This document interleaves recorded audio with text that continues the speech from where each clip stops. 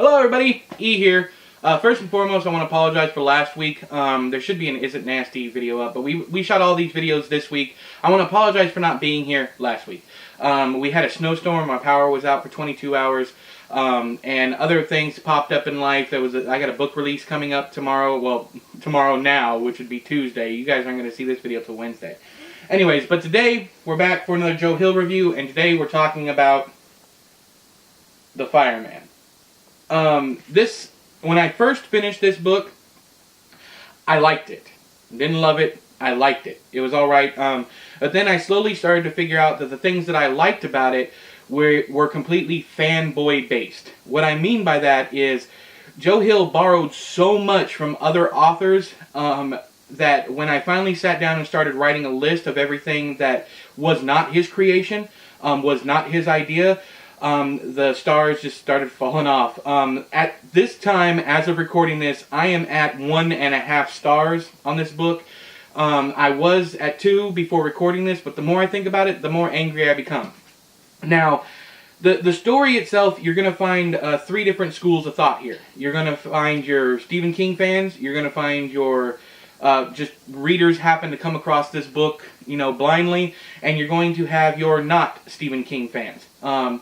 At least for the purpose of this video, those are the 3 we're going to talk about. If you are a Stephen King fan, you are likely going to like this book, but you're not going to know why. The reason for that is it's one big tribute to his father's work.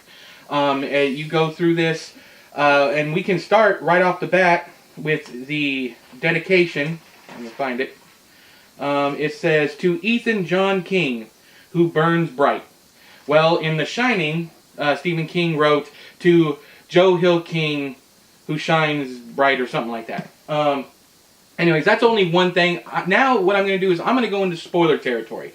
Everything I say from here on out is a spoiler, not only for this book, but for Stephen King's The Stand. Yes, there's a lot of it. There's even some for J.K. Rowling's Harry Potter and the Order of the Phoenix. So let's get started because we're going to be here for a while. The first thing is we have 3 characters that are odes to other characters from the Stephen King universe. If you have not read The Stand, you won't notice. But you have Nick, who is a deaf kid. In The Stand, there's a character named Nick Andros, who is deaf. You have, let's see here, Harper Francis Grayson, who's the main character. Just like you have Franny from The Stand also. Then you have Harold, I think it's Harold Cross in this one, which is, of course, it's Harold Lauder from The Stand. Next up, we have, twice in the book, someone says, "You've forgotten the face of your father."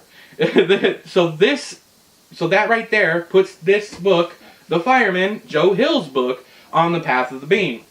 Next up, you have a character named Mindy, who shouts, "My life for," and then inserts a name. Of course, it's a reference to Trash Can Man, "My life for you."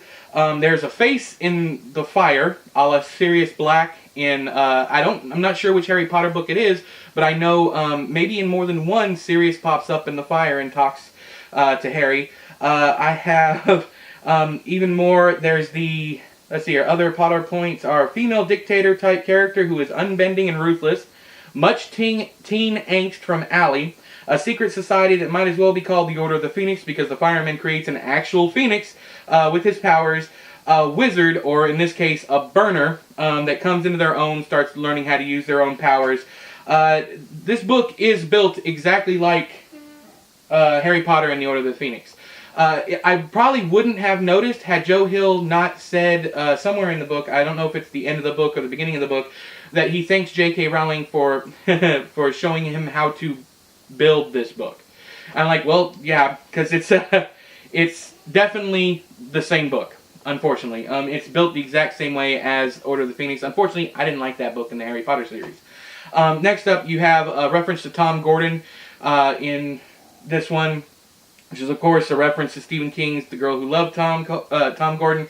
You have Nazala Cola is mentioned, so that puts it on the path of the beam also. Now, these last 2 I can't forgive. This is why I've gone all the way down to almost a 1 star on this book, which is literal hand of God at the end of The Stand saves the day by exploding the nuke.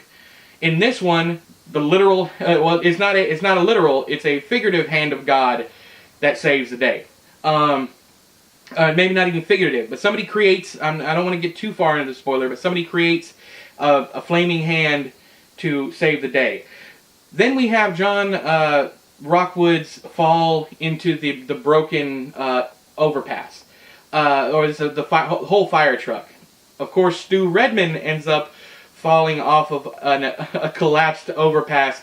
There is so much. You guys get the point by this time. The only reference that Hill has to his own work is a mention of Christmas Land.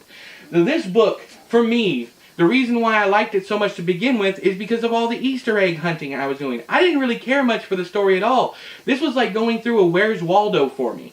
700 pages of Where's Waldo. If you think that you would enjoy something like that, then fine. If you enjoyed it, that's fine. But if you're a Stephen King fan and you know all these things and you get to the end and you're feeling kind of torn, that's probably why. Anywho, just readers in general will probably like the book alright if you have no knowledge about Stephen King. It does have a very bloated middle that goes almost nowhere. And then finally you have an ending. I will tell you, just keep on reading into the afterword for the actual ending of the story. Anyways, last but not least, if you don't like Stephen King, you're probably going to hate this book, period. Okay? And of course, I know I'm gonna get people down there going, I hate Stephen King, I love this book. Good on you. Anyways, until next time, I have been E, you've been you. This has been another Joe Hill review. I'll talk to you guys later. Bye-bye.